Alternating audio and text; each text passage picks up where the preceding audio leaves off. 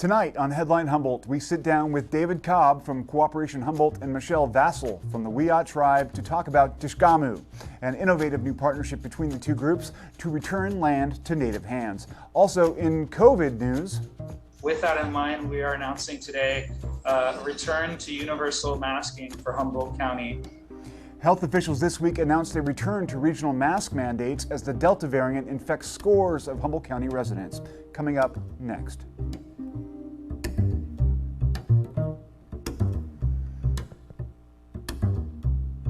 This is Headline Humboldt. Thanks for joining us. I'm James Falk. You'd be forgiven if the recent spike in COVID has left you in a little bit of shock. We were well into the midst of celebrating our supposed victory over the infection when this most recent Delta variant found its way into our country and has now made Humboldt County sicker than at any other point in this pandemic. Additionally, we've had several deaths, including one person in their 30s and another in their 40s, and our testing sites are now flooded with people anxious to find out if they've been infected. Our first inclination might be to accuse public health and other officials of giving us a false sense of security as we emerge from the initial waves of the disease, but a careful review of all their statements and warnings issued over the past several months demonstrates that they've long been warning that another more crippling surge was indeed possible despite the progress we've made. The truth is, the disease evolved. It figured out ways around the barriers we built and has ultimately capitalized on the division in our politics. Those that were able to put their doubts about government and our healthcare system aside and get vaccinated are now much safer than those who could not. Those in power who chose political games over public health, casting doubt on the efficacy and safety of our several approved vaccines, they should take a long and searching look in the mirror. Such antics are hardly appropriate for those charged with keeping Americans safe and prosperous. The good news is it's still not too late. Roughly 99% of people dying in this most recent wave of COVID are the unvaccinated. That means that by getting the shot, you exponentially improve your chances for survival and making continued COVID surges a thing of the past. With or without COVID, however, Americans have a future to plan. And given the obvious strains our divisions have placed on this country's ability to survive and thrive in the face of COVID, efforts toward inclusion should be held up as an example of how we can change for the better. That's where tonight's interview comes in. Cooperation Humboldt and the Wiyot Tribe are working together on a project to help the tribe reacquire ancestral lands as part of a community land trust. Efforts like this directly attack old divisions, lingering prejudice, and instead assert equity in the face of these rising challenges. Now, the interview. David Cobb from Cooperation Humboldt and Michelle Vassel from the Wiyot Tribe joined us tonight to talk about Dishgamu, I hope I'm saying that right, and how it may help to reconnect the tribe with its ancestral lands. Thank you for joining us, guys. Can you hear me? We can. Yes. Excellent. Thank you so much for taking time out of your Friday evening. I know that can be inconvenient. But let's start with, what is Dishgamu and how did the partnership between Cooperation Humboldt and the Wiyot Tribe take form? So I want to start off by saying that you're almost there with it's Dishgamu. Dishgamu, okay. It's it's a U on the end, and it's pronounced Okay. But it's really easy to pronounce. It's just a matter of learning how to say it. Yeah. But it basically means the word for love. And wow, that's cool. David and I and the Wiyot Tribe and all of us that live here in Humboldt County love Humboldt. And when we were coming up with the name for this particular land trust, we were trying to come up with a name that encompassed what we were trying to do, and it was really invest in and put our heart into the place that we live, because what we're doing is called place-based healing, and we're working together to really make change in our community. Yeah. Now, I've heard that phrase before in my research for the show tonight, the place-based healing. Can you describe a little bit what that's about? So place-based healing, we talk a lot about it at the tribe in regards to our work at Tuluwat. Some people know it as Indian Island. Sure. But that work was a process that took generations. But as you may know, the Tuluwat Island is a very significant cultural, historical, and religious place for Wiyot people. It's considered the center of the Wiyot world, both geographically and spiritually. And so this place would also happen to be a place of a horrific massacre that happened in 1860 and really tarnished the name of Eureka. At the time of the massacre, there was a reporter named Bret Hart that was in our area at the time, and he woke up in the morning and he saw the bay filled with blood, and he wrote a newspaper article that later got him run out of town. Yeah, on a rail. This particular, this horrific atrocity that happened on the island was a stain on the city of Eureka. And it was, city of Eureka was actually named Murderville in the press across the United States. Wow. And it was something that, people didn't really like to talk about for a great many years. And our former tribal chairwoman, Cheryl Seidner, and her sister Leona, and a couple of other ladies from Eureka started holding a vigil at Woodley Island regarding Tuluwat Island. And sure enough, the process was able to be, sorry, my telephone's ringing in the background. But the tribal chairwoman started this vigil, and with that vigil came people coming together and just looking at this history and identifying this history and bringing awareness to it, and really started to invest in some change in our community. The people that came to those vigils were Wiyot people. There were also a lot of Indian people from outside the area, and there were just a lot of people that live here in the North Coast. And through those vigils and through the long-term environmental work that was done on the island, which took about 14 years, that combined effort really acted to heal this community. And in this big open wound that was the island, we started making change here, and we started to really heal across the community. And that's the kind of work that we're trying to do, is we're trying to really environmentally, culturally, and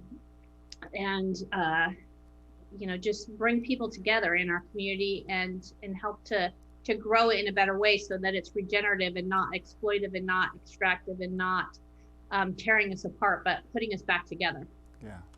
So David, how did Cooperation Humboldt get involved in this? I know that there was some opposition to the tribe's reacquisition of Tuluwat, and there was a protest that was held. Is that right?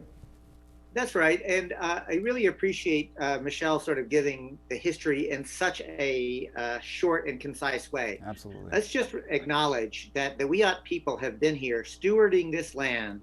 I used to say for thousands and thousands of years. Chairman Ted Hernandez has taught me to say, no, David, since time immemorial. And it is that recognition that I enter into the space to recognize that the world renewal ceremony that was taking place there was done with singing, with dancing, and prayer to bring the world into balance. Mm-hmm. It was not just for the Wiyot people, but for all people and all living things to maintain balance. And with the advent of settler colonists here, this land was taken out of balance. And there is, of course, a horrific history of attempted genocide, not genocide because the Wiyot are still amongst us, as are Karuk, as are Yurok, as are Hupa, as are, literally thousands of sovereign tribes are still amongst us. And part of this work, I think, is to heal the land, but also to heal ourselves. I am an uninvited guest on Wiyot territory, but by doing this work under the Wiyot leadership, I can learn to be an appropriate guest. And James, I do want to land on where I first met Michelle Vassel, and that was in front of Security National. We were demonstrating actually in support of the city of Eureka's plan to return at the time that first portion of Tuluwat.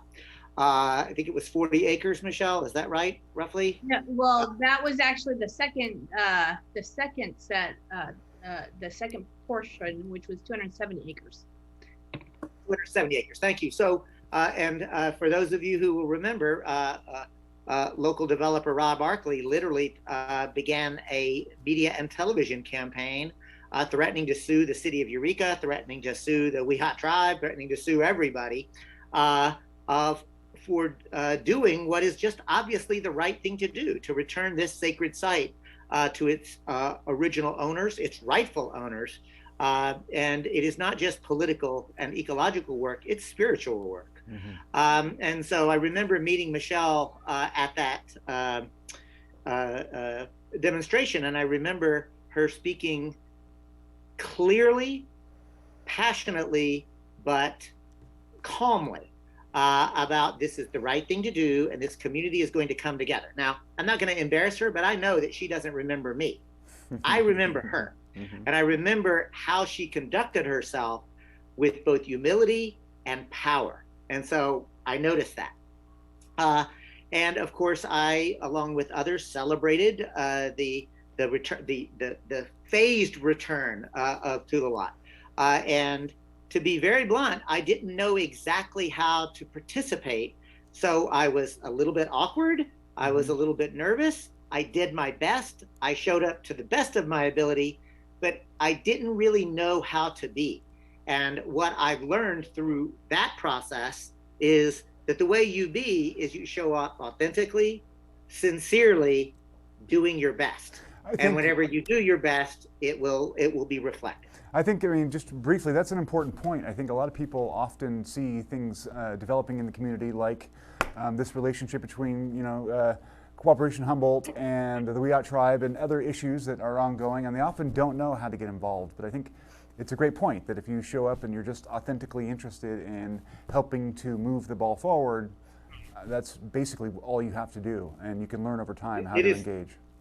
It's the first step, to be sure, and I think that I'll ask Michelle to actually say the next time that you and I got really deeply involved, because it was once again trying to protect a sacred site. And that had to do with Sakiuit. And I think Sakiuit is really when I got to know David a lot better and Cooperation Humboldt a lot better. But, over the years, Cooperation Humboldt and the Wiyot Tribe had done many different things together. Well, can you briefly describe what Sakiuit, is that right, what it is? Sakiuit is the Wiyot word for Bear River Ridge. Okay. So Bear River Ridge is the southern edge of the border for Wiyot people. The border is all around Humboldt Bay, and it goes just south of the bay and just north around all the local rivers. But Bear River or Sakiuit is the most southern part of the boundary for the tribe, and as far as ancestral territory goes. Sure. But this is also a place, it's archaeologically significant.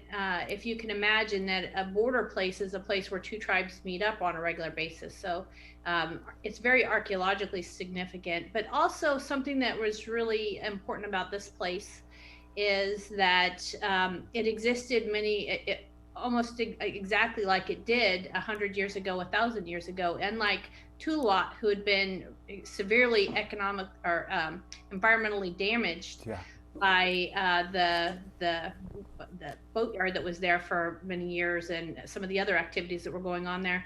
This land was pretty much left intact. And this place for Wiyot people is considered a high prayer site. It's a place where medicine people go to kind of gather their medicine it's a place where you can really oversee all of Wiyot. If you get up there, it's up above everything. So you can see out the entire territory. And spiritually, it's really important for Wiyot people, particularly, not for necessarily everybody, but for, it's a place where you go to, where certain people go to at certain times. And it was set to be supposed to be a place where a large-scale corporate windmills were going to go, and these were 4 times higher than a redwood tree. We live here with the biggest trees in the world, and it was hard for me to even fathom that big. Yeah. But what was worse is the pads that they sit upon would have completely destroyed this place that is full of history that can never be. You can't buy it, you can't replace it. It's just never be replaced once it's destroyed. And this was for a 30-year project, a project that it was expected to last 30 years. And our tribal council had talked to there's 2 laws in place that that say basically if you do a project of this nature, you're supposed to go to tribes and you're supposed to interact with them in a good way, and work with them to make sure that they're not going to destroy archaeological or culturally significant or. Well, that's part of CEQA review, isn't it? Generally, I mean, that they Yeah, have it's to. part of the CEQA review. There's 2 laws. There's a federal law, Section 106 is what it's called, and there's a California law that's AB 52. And for the most part, the reason that they have those laws is so that when a project comes is being created, the people that are doing the project come to the tribe first and say, hey, is there anything here that's going to be destroyed by my project? And that gives the tribe an opportunity to say, yeah, this place no good, but you move it over this place, it's fine. And so that's what we did. We said, yeah, this place is no good. If you could just move it over here, that'd be better. But they took that feedback from the tribe and they didn't do anything with it. They just checked the box that said that they were going to destroy the cultural resource. And it was unmitigatable because literally there's nothing you could do to replace anything you destroyed there. Sure. So they wanted to move forward with the project and just call it. So Cooperation Humboldt helped, was that the protest for that project? Is that right? Or against that project? So yeah, the tribe fought back, and it culminated in a bunch of planning commission hearings and eventually went to the supervisors. But Cooperation Humboldt participated in that they really brought out, put the call out to the community. And David, maybe you could talk a little bit about how you guys were involved, but that's really where I got to know them because we didn't have any money. We don't have it. We're not putting ads on I don't know if you remember during that time, but there was ads on the radio every day, multiple times a day on every channel. We didn't have money to do that. All we had was, people that we know in the community. And a desire to preserve your legacy. Yeah. David, did you find it important to get involved in that fight? And moving back to the land trust project, why do you think it's important to continue now with more effort in this regard? So James, what I really want to underscore, when the Wiyot put out the call to protect Sakayuit, we answered, and I'll be very honest. Michelle has heard me say this before. I did not think that we were going to win that fight. All of the money. It seemed like an impossible thing, but I still to this day have the sign, I stand with the Wiyot. And we organized vigils, we organized demonstrations, we turned people out to the various things.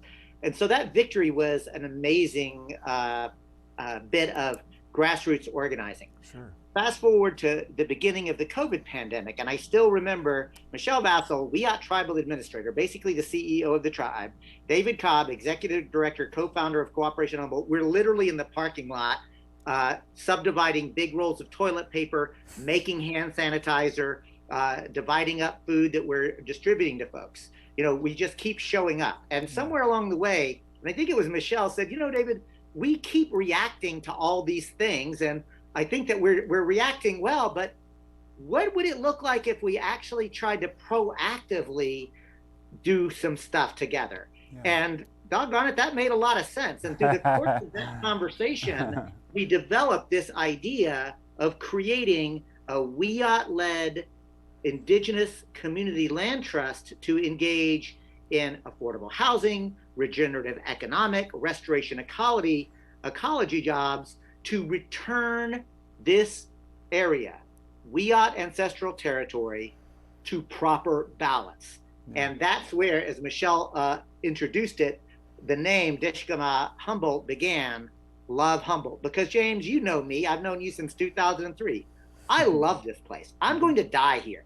I may be an uninvited guest, but I am working hard to be welcomed by this land, and I hope one day by the Wiyot people, to be acting appropriately. And again, I'll say it, I am healing myself by healing this land.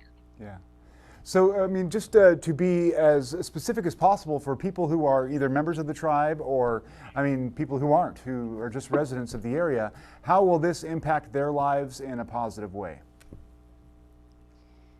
So our goals are, we actually, if you can think of our goals as being on a wheel Yeah. with a bunch of spokes on it, Sure. we're working on a bunch of different fronts at the same time. We're working to uh, improve climate change by doing projects that are green, and we're talking deep green, both building structures that have passive energy saving technologies in them, but also building with green technology, and also trying to build skilled labor that goes along with the projects that we're working on.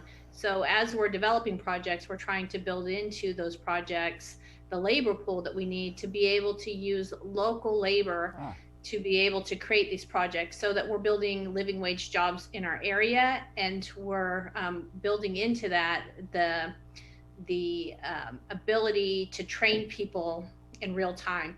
So we're doing that, and we're also looking at building housing, which is much needed in our community. As we're looking at the numbers in our community, there's some communities that have 0 houses available, nothing in that particular community, or many communities in our area. Sure. And when we're looking at building projects, we're doing a different approach than other people that often come from out of the area and build these cookie cutter homes. We're trying to build something that doesn't look like the projects, but it looks like something that we want to live in, that is not only green in the sense of energy saving, but also green in the sense of actually turning properties green so that it has green space in it. So rather than building in our precious redwoods and places that that are undeveloped in our area, we're trying to build in already developed areas, building into existing footprints. You can imagine all the David has a real love of Victorians in Eureka, and there's many of them that are just kind of gone feral, and he's working on that. One of his pieces that he really loves is to bring life into properties that already exist. So that's the kind of stuff that we're working on. And David, you want to talk a little bit about the land piece? Yeah, go ahead. We have a minute left. So David, briefly. So I'll just conclude this. Everyone who lives in traditional Wiyot territory is going to benefit from this, because it is affordable housing, it is regenerative economic development, it is training people in the skills that they need to do a transition away from the extractive, exploitive society that we have been living in into the loving, compassionate, balanced world that I think everybody wants to live in. So I am eager to continue to work with everyone in this community to share with you what we're doing. And we invite you to join us either at Cooperation Humboldt or the Wiyot Tribe or at Dishgamu Humboldt to work together, because we know we all love Humboldt. That's excellent. The Dishgamu is DISHGAMU. Is it .com or .org? What's the address there? Do you know offhand? Right now, you could just email the Wiyot Tribe as www.wiyot.us or Cooperation Humboldt. All right, perfect. Thank you guys so much. I'm really excited for this. It seems like a wonderful way to sort of merge the the spiritual truths and the worldview of the the first people in this place and maybe places elsewhere, if they can take up the model. So thank you for joining us. I appreciate it. Thank you, James. Talk to you later. This week's spike in local infections has dwarfed all previous episodes and left Humboldt County's health infrastructure under serious strain. We've had several deaths this week alone, including middle-aged patients. In addition, local testing facilities have been swamped by anxious patients looking to determine whether they've been infected with COVID-19. As a result, public health officials are now advising that unless you're extremely sick, it's better to stay home and quarantine for 2 weeks rather than seek out an immediate test. Public Health Officer Ian Hoffman this week also announced that as of 12:01 a.m. tonight, in 4.5 hours, masks will once again be required in all public settings. The Delta variant of the coronavirus is here in Humboldt County, and it's widely circulating, and it's very different. It is not the same as the previous versions of the coronavirus that we've seen throughout the course of the pandemic. And I think, you can really see that now in our case numbers as they're growing rapidly. We are now at the highest level of hospitalizations we've seen yet throughout the entire pandemic. With that in mind, we are announcing today a return to universal masking for Humboldt County. I will be putting in a health order in the coming days that will go into effect at 12:01 a.m. on Saturday, August 7th. So this will be in effect for all people, vaccinated and unvaccinated, in all public settings, indoor and including outdoor crowded public settings and public events. We strongly encourage people to mask around others who are not in your household because this is spreading so quickly. And it's unfortunate to be at this point where we have to go backwards in these recommendations, but we really want to do this because we have to protect the critical infrastructure of our fragile hospital system in Humboldt County. And we want to continue to see businesses remain open. We certainly don't want to return to any lockdown situations. And we have to have kids in school this fall. Roberta Luskin-Hawk, CEO of Providence and Humboldt County, which includes St. Joseph Hospital and Redwood Memorial, said the hospital is experiencing a surge of patients that up until now has not been seen locally.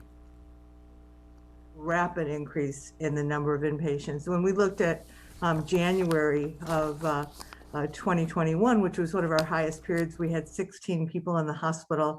In the last couple of days, we peaked at 23. We're at about 19 today. I am fully supportive of this new mask mandate because as I look at all the signs, the case rates, what we know about the Delta virus, the Delta variant virus, that it spreads so much more effectively than the original virus. In addition, I can't underscore enough the importance of people who are not yet vaccinated getting vaccinated. We know without a doubt that over 99% of people dying of COVID are unvaccinated. That is a consistent finding. And so as my nurses in my ICU who are exhausted and, they so sad to see people who they're caring for, as you heard, one as young as in their 30s, dying of this infection, who are unvaccinated and where they know that this could have been prevented. It's just having an emotional toll as well as the physical toll of a lot of people to care for. That's all the time we have for this evening. Remember, if you haven't gotten your shot yet, please do. Time is running short and the danger is rising. Thanks for joining us. Stay tuned, stay informed.